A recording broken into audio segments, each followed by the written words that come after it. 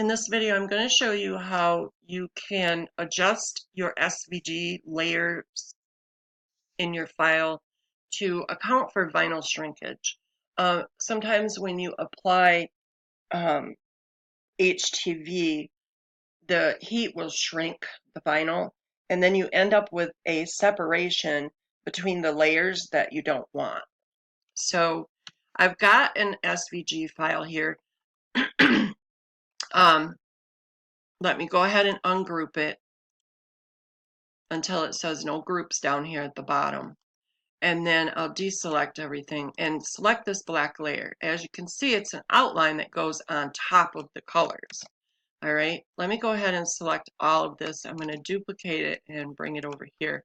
Now what I'll do for adhesive vinyl, I'm sorry, this weather has really got my asthma worked up and my voice is crazy, so I apologize for that. Okay, so this black layer, I want it to be solid so I can layer the colors on top for adhesive vinyl. So all I would do for that is go ahead and select the black layer and go to Path Break Apart and Path Union and then lower it to the bottom. And then you can layer all of your colored pieces on top of that solid black layer, okay? But for this one, if you want to layer the colors down and then put the black over top, which is, you know, difficult to do, but with registration marks probably be easier. But anyhow, if you want this black layer to go on top of your colors, then what you would do is add an outset to that. Okay, now if you add an outset and it's far too much, you need to adjust your pixels. Just double click on a tool over here and it will open up your preferences. Look for behavior, steps, inset, outset. Change that to, I have mine set at a half a pixel. You can set it at 1 pixel or whatever you feel is sufficient for you. I would much rather hit the shortcut 4 or 5 times than to hit it once and have it too much. So I have mine set at 0.5000, which is a half a pixel. Once you change that, just go ahead, close it out. There's no apply or OK that you need to click on, just close it out. All right, so now let me open my fill and stroke with this little paintbrush right here. If you click it and it doesn't pop up, that means it's hidden over here on the side, so just find it and click on it. If you can't find it, then grab a hold of this little line right here and stretch it out, and then you'll be able to see it, okay? So now I've got the black layer selected. What I'm going to do is lower the opacity so that you can see what happens. And I'm going to go ahead and zoom in.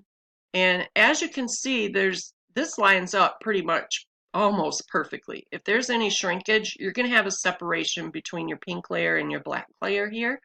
So what you want to do, now this, you know, this probably would be okay, but this would not. So with your black layer selected, which goes on top of all of your colors, you're going to want to hold Control and hit 0 a couple of times. And what that does is it grows that black outlayer, the black layer.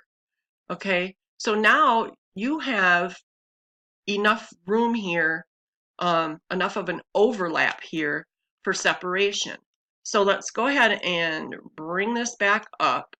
And as you can see, you have a thicker outline, but you really do need that. What you can do is try to, let me lower this back down. You can select the colored layer and you can add an outset to that as well. Okay, and then that will make it look like the black outline is not so thick. So let me go ahead and select these and do the same thing, just so that it's all cohesive. All right, I'll select the black layer again. I will raise that up. And that's really all there is to it. One thing that you do want to make sure of, though, is with your SVG files. Oops, let me get this little guy over here. With your SVG files, if I select this and I'll ungroup it till it says no groups at the bottom, okay, and then if I select this green layer and I look down here at my fill and stroke, I have a stroke on this. So let me bring this over here where you can see it. When you cut this in your machine, what it's going to do is it's going to cut this green layer and then it's going to go around and cut this black layer. So when you weed it out, you're going to have this extra little outline around your layer, and you don't want that. Trust me, you don't want that. So what you do to get rid of that is just hold Control and click on, hold Shift and click on the X, and it removes the stroke. All right, and you're going to want to do that for every layer that has a stroke. Hold Shift and click on this X, and as you can see, it removes the stroke. All right, and that's for all of the layers that go on top of the outer layer.